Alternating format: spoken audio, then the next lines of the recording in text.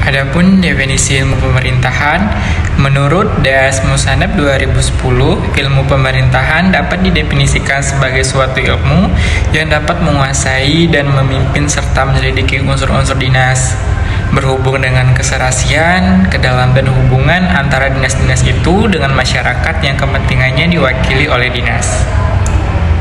Baiklah, saya Fen Rafael, saya akan melanjutkan materi selanjutnya. Materi selanjutnya itu perkembangan ilmu pemerintahan. Nah, sejarah perkembangan ilmu pemerintahan di Indonesia diawali pada tahun 1950 dengan dibukanya jurusan ilmu pemerintahan di Universitas Gadjah Mada sebagai universitas tertua di Indonesia. Namun, pada masa itu masih sangat jarang ditemukan buku-buku yang berbicara tentang pemerintahan. Perkembangan pemikiran tentang gejala dan peristiwa pemerintahan berkaitan erat dengan perkembangan ilmu pemerintahan. Nah, menurut Suwaryo dalam bukunya Asas-Asas Ilmu Pemerintahan, bahwa perkembangan ilmu pemerintahan sesungguhnya telah ada sejak lahirnya manusia. Karena ketika manusia telah hidup berkelompok, sesungguhnya di sana sudah ada ilmu pemerintahan. Kemudian perkembangan ilmu pemerintahan misalnya pada aktivitas-aktivitas organ pemerintahan. Di dalam ilmu pemerintahan, terdapat beberapa paradigma yang menawarkan cara pandang yang berbeda dalam memahami hakikat dan tujuan dari ilmu pemerintahan tersebut. Yang pertama, yaitu filsafat kenegaraan Plato. Paradigma ini meyakini bahwa adanya sebuah ide atau bentuk yang sempurna dan abadi, dan realitas yang kita lihat sekarang hanyalah tiruannya. Yang dengan demikian, dalam ilmu pemerintahan, teori yang ada harus dipandang sebagai sesuatu yang ideal dan tidak berubah. Lalu yang kedua, adanya ilmu pengetahuan yang mengacu kepada Al-Quran. Berbeda dengan pendekatan yang filosofis, paradigma ini menjadikan Al-Quran dan hadis sebagai sumber utama dalam memahami ilmu pemerintahan. Pandangan ini juga berpendapat bahwa semua prinsip dan aturan tata kelola pemerintahan sudah tertuang di dalam ajaran agama.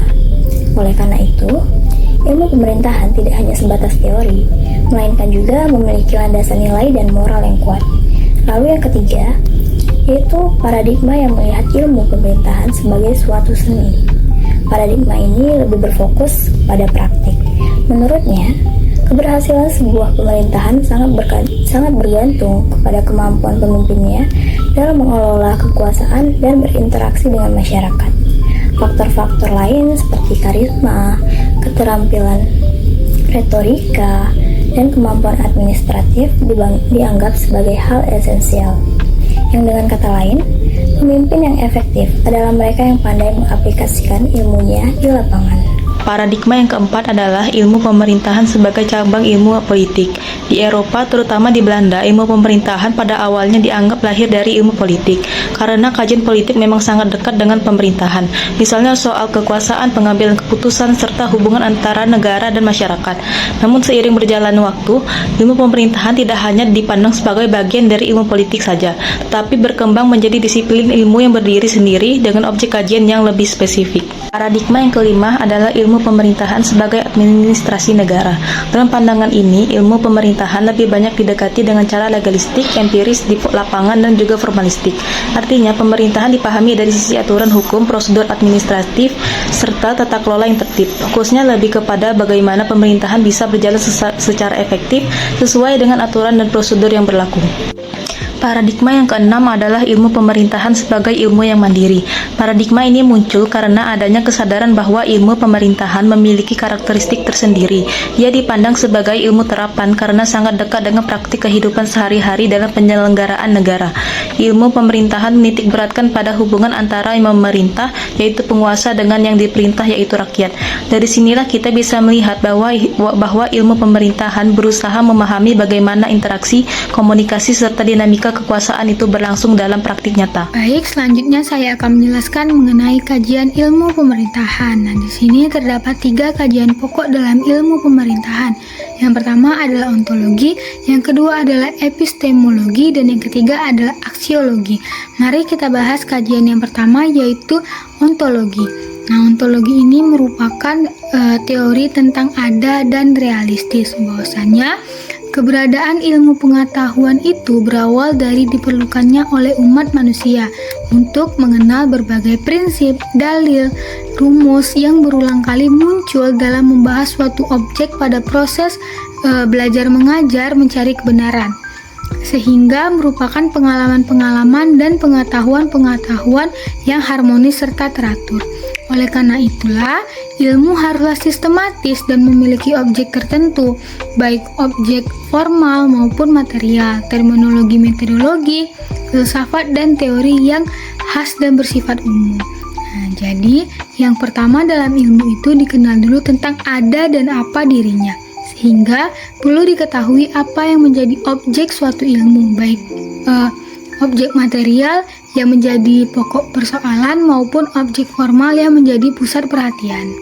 Lalu yang kedua adalah epistemologi. Dalam melakukan pengkajian terhadap epistemologi ilmu pengetahuan, kita akan mengetahui tentang apakah pemerintahan itu suatu disiplin ilmu atau hanya sekedar cabang salah satu ilmu. Lalu apakah pemerintahan itu suatu seni, bagaimana mengatur dan menggerakkan orang lain, atau mungkin lebih dari itu. Nah, pertanyaan-pertanyaan itu akan terjawab setelah kita mempertanyakan yang pertama adalah bagaimana keadaan metodologi suatu disiplin ilmu. Apakah sama dengan disiplin ilmu lain sehingga hanya merupakan anak dari suatu ilmu tersebut. Nah, kalau tidak demikian, bagaimana metodologi pembahasan masalah dan kendala yang dihadapi.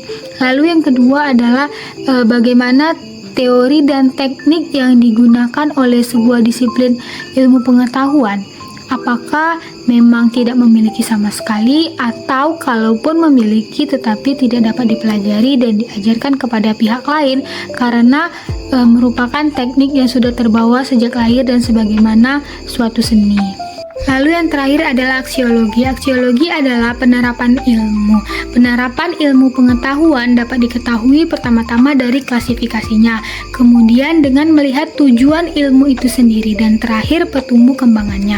Menurut Profesor Dr. Randa Swewargono 1995, dalam penerapan ilmu dapat dibedakan atas ilmu murni dan ilmu terapan atau berada di antara kedua jenis tersebut.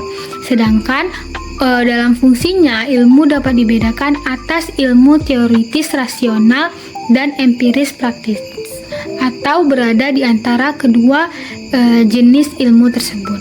Kemudian ilmu pemerintahan selain termasuk ilmu teoritis empiris juga termasuk ilmu praktis atau ilmu terapan karena akan langsung dapat diterapkan kepada masyarakat. Nah, ilmu murni yang bersifat teoritis pemerintahan dikaji oleh para sarjana demi kepentingan ilmu pemerintahan itu sendiri. Sedangkan ilmu terapan yang bersifat empiris dikaji oleh para user yang pada gilirannya nanti mereka sudah siap dipekerjakan dalam bidang pemerintahan. Nah, lalu oleh karena itu kader-kader Pamong Praja dipersiapkan dan dibekali ilmu pemerintahan. Tujuannya mempelajari ilmu pemerintahan ini sudah tentu agar memahami teori, bentuk, dan proses pemerintahan itu sendiri. Jadi dengan pengkajian aksiologi ilmu pemerintahan, perkembangan ilmu pemerintahan baik sebagai ilmu murni atau pure science maupun sebagai ilmu terapan atau applied akan tampak lebih jelas terdeteksinya. Baiklah, di sini saya akan menjelaskan kesimpulannya. Ilmu pemerintahan adalah ilmu yang mempelajari proses kekuasaan dan penyelenggaraan negara demi kepentingan masyarakat. Di Indonesia, pengembangannya dimulai sejak 1950 melalui UGM.